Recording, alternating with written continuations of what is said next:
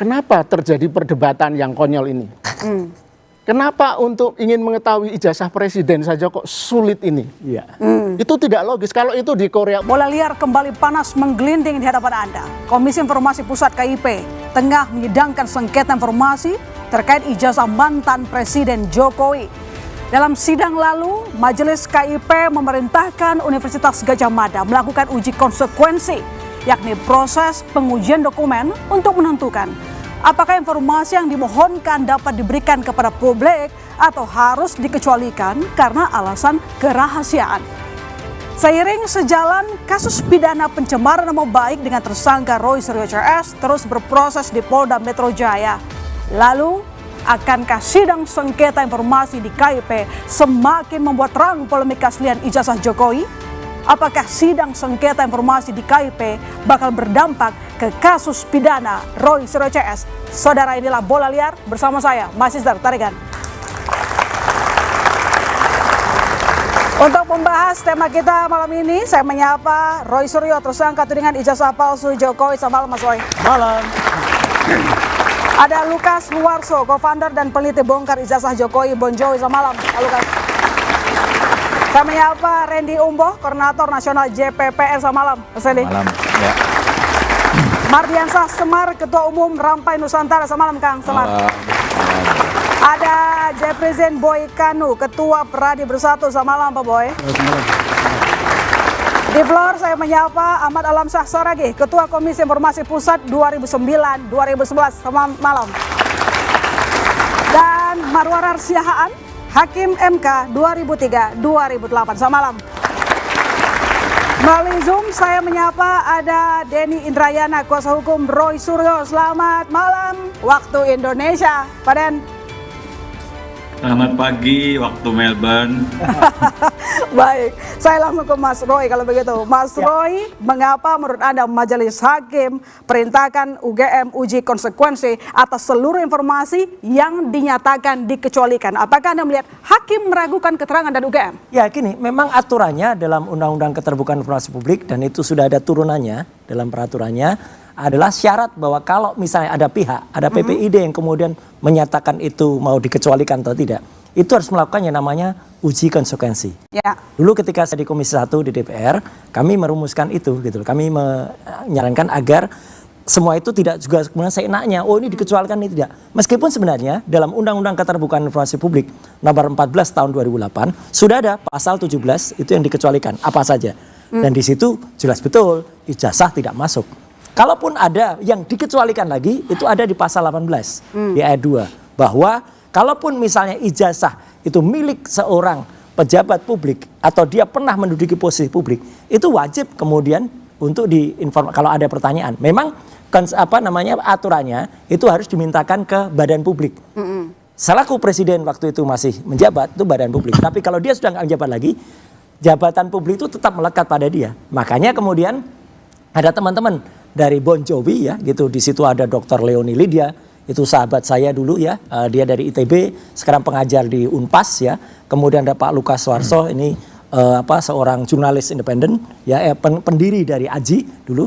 Itu saya sempat memang dulu kenal dengan Dr. Leoni ketika kami sama-sama menggugat yang namanya Sirekap, Sistem Informasi Rekapitulasi. Jadi artinya apa? Saya hanya ingin memastikan bahwa teman-teman yang menggugat ini insya Allah mereka benar-benar konsisten dan mereka ilmiah, dan saya juga memuji, saya memberikan apresiasi kepada Majelis Hakim, terutama Hakim Ketua ya, Bu Sipit tadi yang kemudian sudah benar mengarah dan itu detail betul. Dia mengerti betul karena ya dia pernah menjadi KIP daerah kan di Kalimantan selama 2 periode, sekarang memegang jabatan di pusat.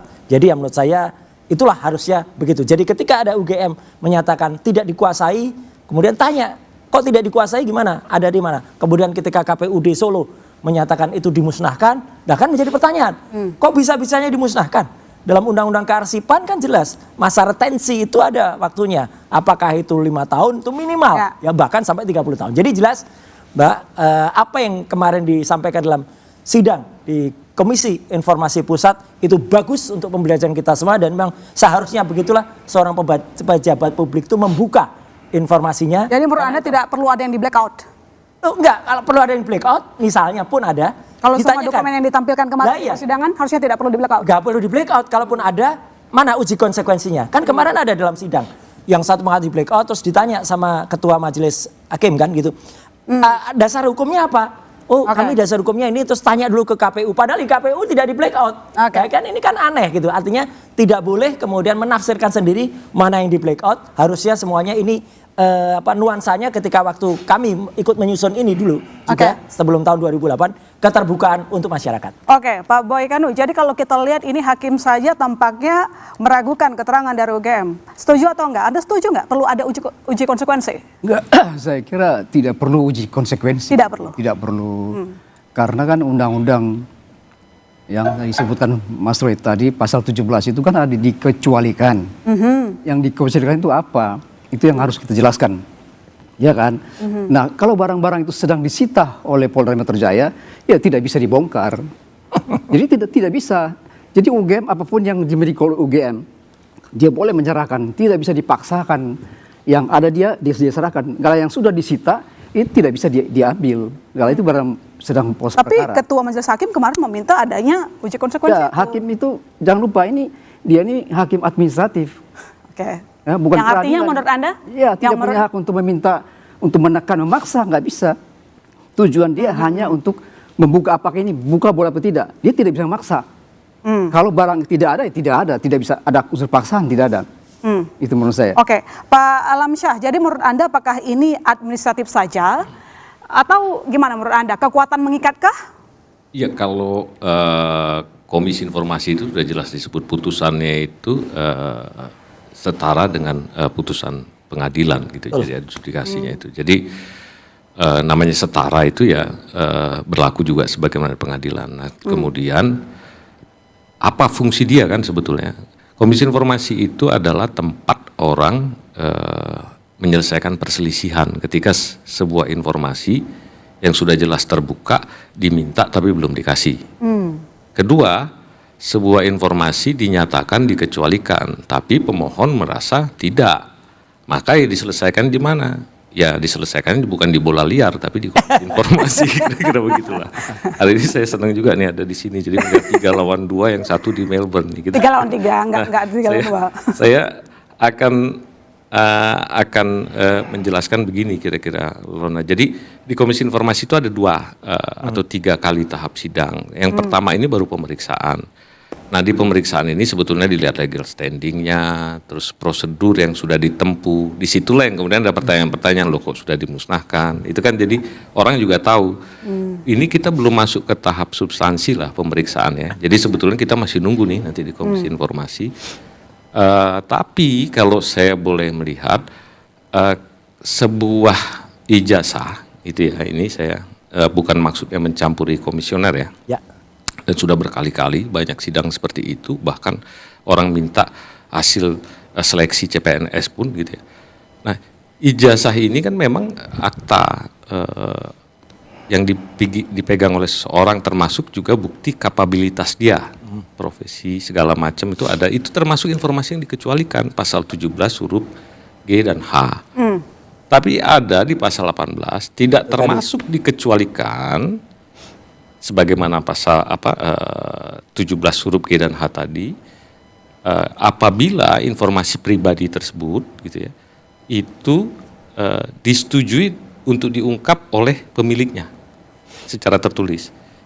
Yang B-nya, itu yang A-nya, apabila terkait dengan posisi seseorang dalam jabatan publik. Nah, jadi kalau orang minta ke pansel ombudsman, karena saya dulu pernah di ombudsman, saya ingin tahu salinan ijazah Pak Alamsyah waktu ikut seleksi ombudsman sebelum diterima. Ditanya ke Setnek, karena panselnya di Setnek. Ketika salinannya udah ada ya kasih. Iya. Salinan ya. Iya, betul. Salinan. Tapi kalau dia mau minta yang ijazah aslinya ya nggak mungkin nggak dikuasai oleh Setnek gitu ya. Oke. Nah, yang teman-teman minta ini menurut saya udah fokus nih Komisi Informasi salinannya. Jadi jangan salah. Oke, jadi menurut Anda ijazah presiden masuk informasi yang dikecualikan atau tidak? Ya tidak. Tidak? Tidak. Tapi kan itu nanti akan dibahas tuh. Kita tunggu aja putusan Komisi Informasi nanti. Nah, pertanyaannya ketika ditolak oleh UGM, wajar kalau kemudian sebetulnya majelis belum waktunya untuk bertanya apakah Anda sudah melakukan uji konsekuensi, tapi itu sekedar dia untuk meyakinkan prosesnya sudah Anda lakukan nggak. Dia tidak akan Tapi bertanya. kenapa ijazah presiden tidak dikecualikan? Mungkin Anda bisa jelaskan lebih detail. Ya, dia kan pejabat publik. Untuk mendaftar ke pemilu, ke pemilihan presiden, itu kan mendaftar ke KPU dalam konteks terkait dengan posisi dalam jabatan publik tertentu. Apalagi pernah jadi presiden. Nggak bisa, tapi kalau orang lain yang bukan ada dalam jabatan publik, ya nggak bisa, kecuali dia menyetujui. Dengan kata lain tidak wajib diberikan. Tapi kalau yang namanya terkait dengan posisi jabatan publik, ya harus dibuka. Jangankan begitu, harta kekayaannya. Nah itu kan ada aturannya. Maka menurut saya sebetulnya sudah nggak perlu lagi kita berdebatkan ini informasi pribadi atau enggak, kurang kerjaan aja. Masih Maksudnya panjang. tingkat kecerdasan bernegara kita turun nanti dari waktu ke waktu. Jadi saya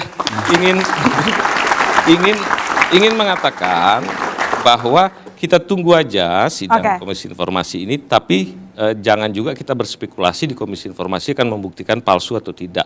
Dia hanya salinan ijazah itu boleh diberikan atau tidak. Nanti kalau sudah boleh diberikan, dia akan mengatakan bahwa berikan dalam waktu sekian hari. Gitu. Pak Lukas, jadi Anda kenapa harus mengajukan ke KIP terkait dengan ijazah dokumen?